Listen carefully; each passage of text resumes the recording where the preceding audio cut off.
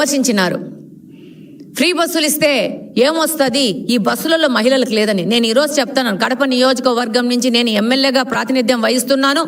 ఎంతోమంది మహిళలు నేను మాట్లాడుతూ ఉన్నాను, అమ్మ నీకు ఈ పథకం ఎలా ఉపయోగపడుతుందని.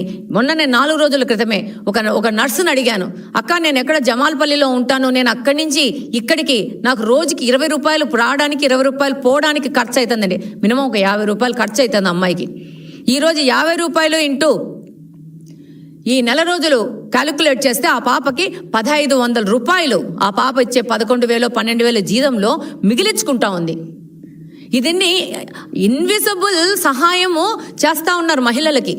అసలు మహిళలకు ఇచ్చిన ఈ ఉచిత బస్సు పథకాన్ని విమర్శించిన వాళ్ళకి రేపు రాజకీయ భవిష్యత్తు లేకుండా ఈ మహిళలందరూ చేయాలని నేను కోరుకుంటా ఉన్నాను. ఎంతోమంది ఇప్పుడు నా కడప నుంచి చూస్తే చాలా పేదోళ్ళు పక్క ఊర్లోకి పోతారు, పక్క ఊర్లో నుంచి కడప హెడ్ క్వార్టర్స్ కట్టి అక్కడికి వస్తారు, చిన్న చిన్న పనులు చేస్తారు, షాపుల్లో పనిచేస్తారు, చీరల షాపులు అంగళ్ళలో పనిచేస్తూ ఉంటారు. చాలా అన్ఆర్గనైజ్ సెక్టర్లో టీచర్లు పక్క స్కూళ్ళకు పోయి వెళ్తారు. వీళ్ళందరూ బస్సు ప్రయాణాన్ని వాడుకుంటే వీళ్ళకి దాదాపు 1500 నుంచి 3000 రూపాయల వరకు వీళ్ళకు ఆదాయ పరిస్థితి ఉంది. ఇది రాష్ట్ర ప్రభుత్వం మహిళలను ఆలోచించుకొని ఇంత మంచి పథకాన్ని మహిళల కోసం క్రియేట్ చేసి మహిళలు దీన్ని గుర్తిస్తున్నారు.